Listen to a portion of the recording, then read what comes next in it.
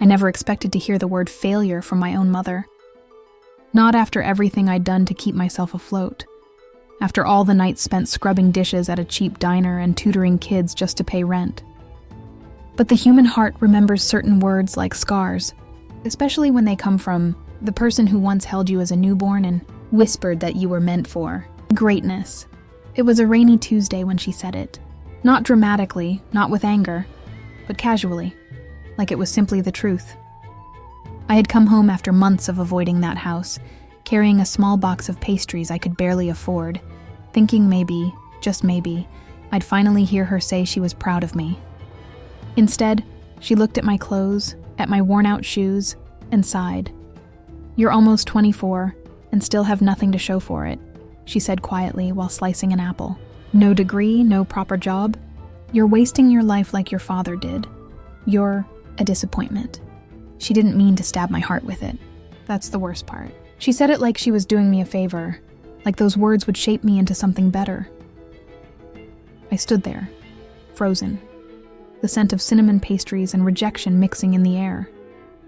In that moment, I wanted to scream, to tell her about the double shifts, the internships that never paid, the nights I slept on a mattress on the floor, because rent swallowed everything.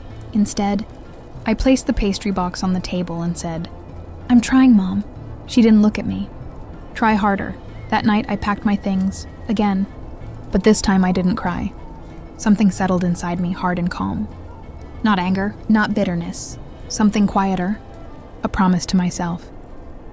I moved into a tiny studio apartment with water-stained walls and a ceiling that creaked every time the upstairs neighbor sneezed.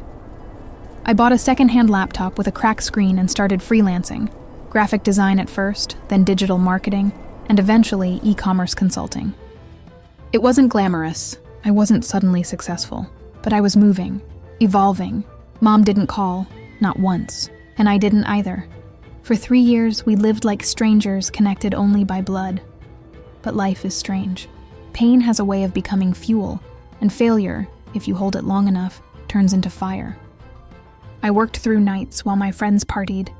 I took courses online, sent cold emails to companies, built websites for small businesses, helped them grow. Word spread. Clients came. Money didn't pour in. It trickled. But trickles become rivers if you don't give up. Then one morning, as I was checking emails at 5 a.m. with coffee that tasted like burnt soil, I opened my banking app. My breath caught $10,140, my first 5-figure month. I laughed out loud. Not because it was a lot of money by the world's standards, but because I remembered her words. Failure. I didn't feel like a failure. Weeks passed. The number kept growing. 12,000, 15, 20. Then came my biggest client yet, a healthcare startup in Seattle. They signed a 6-month contract. When I hung up the call, I stared at the wall for a long time, wondering if I should tell someone. But there was no one to tell, except her. The thought didn't come from revenge. It came from something softer, a strange ache that said, maybe she should know I'm okay. Not rich, not famous, just standing on my own feet. So one Friday morning, I got on a bus to my hometown. I held a small envelope inside my coat pocket the entire ride. Inside it was a check. $10,000. My signature at the bottom, not as repayment, not as a bribe for love, but as proof that I didn't break when she expected me to. Her house looked smaller than I remembered. The roses she once cared for were gone, replaced by untrimmed grass. I knocked. When she opened the door, she froze like she'd seen a ghost. "Hi, Mom," I said softly. Her lips parted. No words, just disbelief. I wasn't expecting. Come in."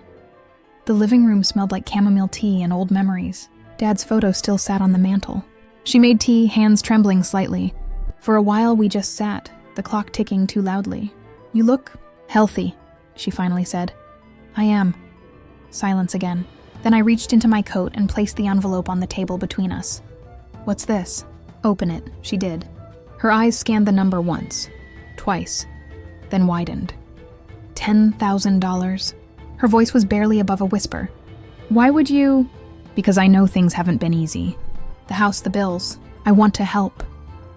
Her eyes filled, but she blinked the tears away quickly, like she didn't want to give them permission to fall. "I don't understand," she said. After everything I said, "I know." My voice didn't shake. "You called me a failure, but I don't hate you, Mom. I just wanted you to see I made it anyway." She stared at the check. The woman who once tossed my dreams aside now held proof of them between her fingers. Finally, she whispered. I was scared. I frowned. "Of what?" "Of you leaving. Of you becoming bigger than this place. Bigger than me." She gave a sad smile. "And you did." I didn't know whether to cry or comfort her. So I just said, "I didn't come to prove you wrong. I came to show you I survived." She nodded, tears finally spilling. She reached for my hand. The same hand she once let go. "I'm proud of you," she whispered. For the first time since I was a kid, I believed her. Her hand was warm in mine, fragile in a way I'd never noticed when I was younger. Maybe because back then she seemed invincible, unyielding as stone. Now, I saw the fine lines at her eyes, the tiredness etched into her posture, the loneliness lingering in the quiet corners of the house. She squeezed my fingers once before letting go, and for the first time in years there was no bitterness between us. "I made soup," she said quietly, eyes still damp. "Do you want some?" I nodded, and just like that, we slipped into something unfamiliar but gentle. She ladled soup into a bowl, steam curling into the air, and for a moment, it felt like time folded. I was 10 again, sitting at that same table, feet barely touching the floor, while she blew on my spoon so I wouldn't burn my tongue. Except now, I wasn't a child. I was someone who had left, fallen, built, and returned not broken, but whole. As I ate, she kept glancing at me, as if afraid I would vanish. When I finished, she spoke again, voice soft. "Do you want to stay the night? I can make up your room, my old room." The place I cried in, dreamed in, packed my life into a suitcase in. The walls were probably still faded blue. I thought about the empty bus seat waiting for me. The life I'd built, small but mine. I shook my head gently. "I can't. I have work tomorrow." She nodded, forcing a smile. Of course, but there was no anger. Only understanding. Before I left, I stood in the doorway, watching her fold the check back into the envelope like it was something sacred. "Use it for whatever you need," I said. "House repairs, debts, or just something for yourself." She didn't speak. She just stepped forward and hugged me, hesitant at first, then tighter. I stood still, letting the moment exist in its fragile perfection. When I pulled away, her lips trembled. "Can I call you? Sometimes?" "Yes," I said, and I meant it. I walked out into the afternoon sunlight, the air cool against my face.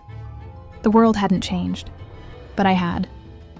Life moved forward, not dramatically, not like in movies, but in quiet, steady ways. I went back to my apartment, opened my laptop, and kept working.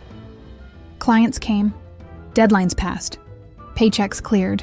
I wasn't rich, I wasn't famous, but I was stable. Sometimes Mom called. She never asked for money. She asked about my day, my projects, whether I was eating properly. Once she asked about love. I laughed. "There's someone," I admitted. "Just early." The someone was Ethan. Tall, soft-spoken, a photographer who believed the world could be beautiful if you looked at it long enough. We met at a cafe when he dropped his camera lens cap, and I picked it up before it rolled under a table. "You saved my life," he joked. I rolled my eyes. "It's a lens cap." "Exactly," he said. "My life."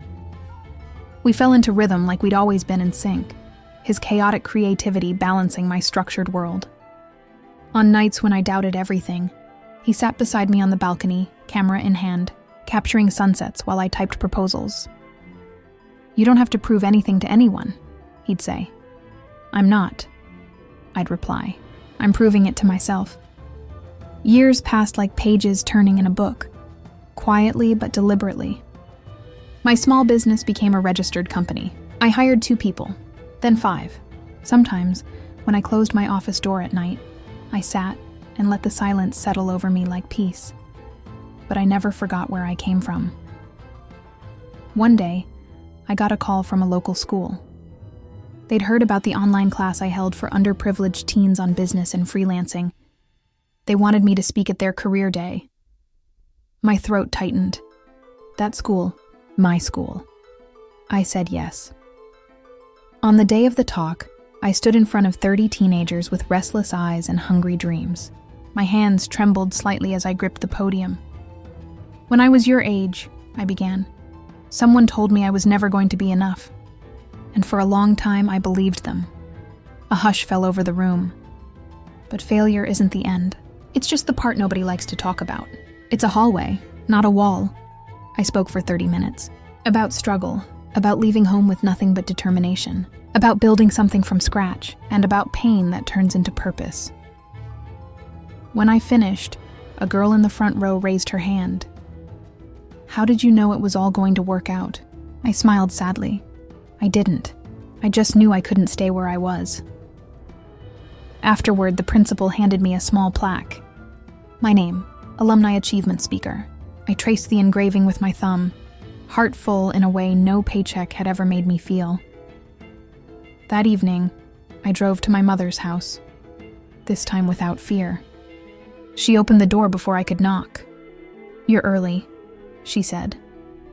"You're cooking," I replied. The smell of garlic and basil drifted from the kitchen. She smiled. "Stay for dinner?" I did. Midway through the meal, she disappeared into her room and returned with a small box. She placed it on the table between us. "I've been saving this," she said. Inside was the same envelope, the check unused. "I didn't cash it," she whispered. "Not because I don't need it, but because knowing you wanted to help, that was enough." My throat tightened. "Mom," she reached across the table, covering my hand with hers. "You're not a failure," she said. "You never were. I just couldn't see past my own fears." I nodded, unable to speak. She pushed the envelope back to me. "Use it for something that matters." I looked at her. Really looked. At the woman who raised me, hurt me, and now was trying, slowly, to heal. So I did. 3 months later, she stood beside me under a banner that read, "Community Creative Fund, supporting young entrepreneurs." We launched it together. $10,000 to start, a grant for dreamers who had nothing but fire in their chest and grit in their bones. Mom spoke at the opening ceremony. "My daughter taught me something," she said to the crowd. "Failure isn't falling. It's refusing to stand back up." The audience applauded. I glanced at her. She didn't look at me. She didn't need to. Because for the first time in a long time, we were standing on the same side.